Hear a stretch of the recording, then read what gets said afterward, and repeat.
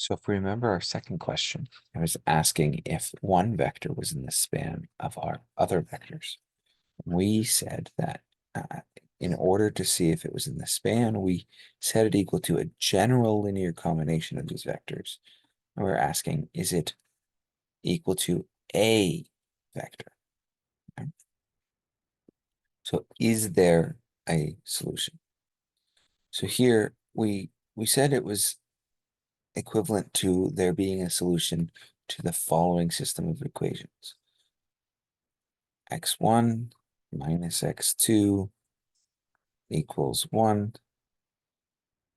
X1 plus X2 plus X3 equaling 1. And 2X1 plus 3X2 equaling 1.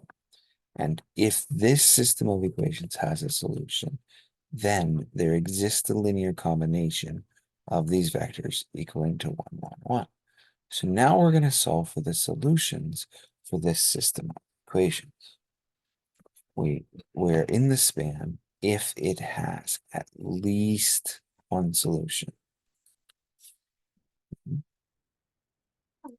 So there's some steps here that outline how you can solve this system of equations using particular and homogeneous, your particular solution and your homogeneous solution, which we'll talk about next time. But there's another way that we could solve it just by using this echelon form and the free variables. And that's what we're going to talk about in this video, because next week in class, we'll talk about how you can solve it in the other way. So we start by getting our augmented matrix representation of this system of equations. 1, minus 1, 0, 1, 1, 1, 1, 1, 2, 3, 0, 1. And we're going to repeat our steps. Isolate the pivot. There it is. Well, it's a 1. Awesome. It's in the right spot. It's made 1. It's in the right spot. Now we're going to 0 out. We get R2 minus R1, replacing R1, and R3 minus 2 R1, replacing R1, to give us, well, the first row doesn't change. And now our second row is going to be 1, 1, 1, 1, minus 2 times 1 minus 1, 0, 1, which gives us, or sorry, minus 1 of these. So it's going to give us 0, 2, 1, 0. So 0, 2, 1, 0. And we also have 2, 3, 0, 1 minus 2 times 1 minus 1, 0, 1 to give us 0, 5, 0 minus 1. 5, 0, minus 1. And now we are done our zeroing out. So now we go to the next row. We don't include this row. We've got to go right, and we pick one of these two entries to be our pivot. We can pick either one, it doesn't matter. So because of that, I'm going to pick this to be the pivot. I'm going to pick the 5 just for this argument, make it the pivot.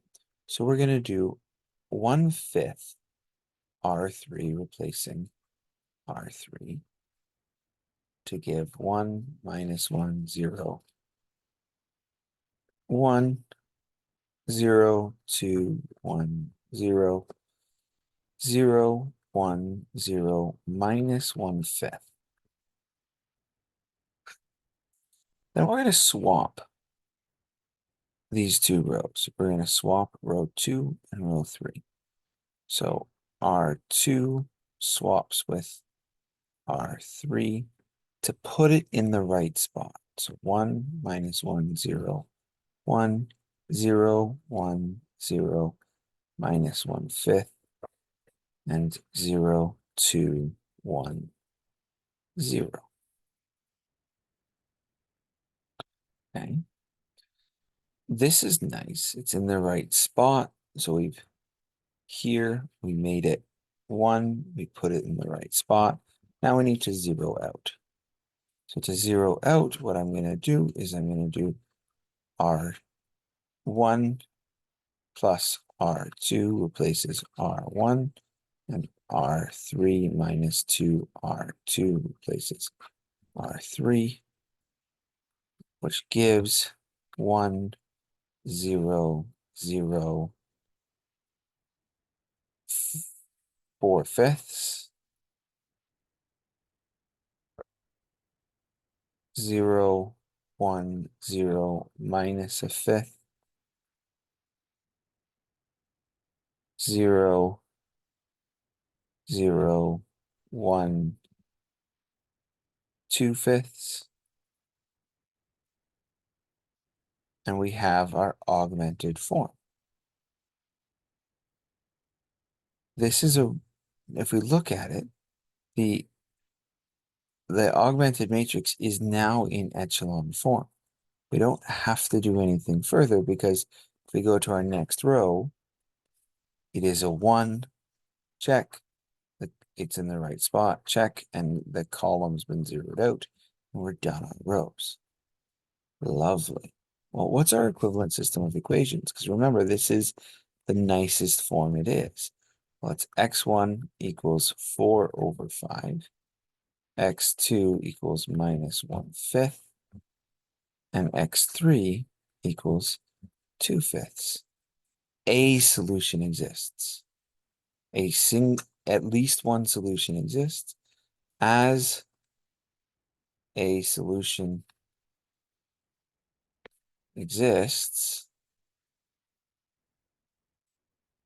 1, 1, 1 is in the span of the set of vectors 1, 1, 2, minus 1, 1, 3, 0, 1, 0. Lovely. And we've solved our system of equations.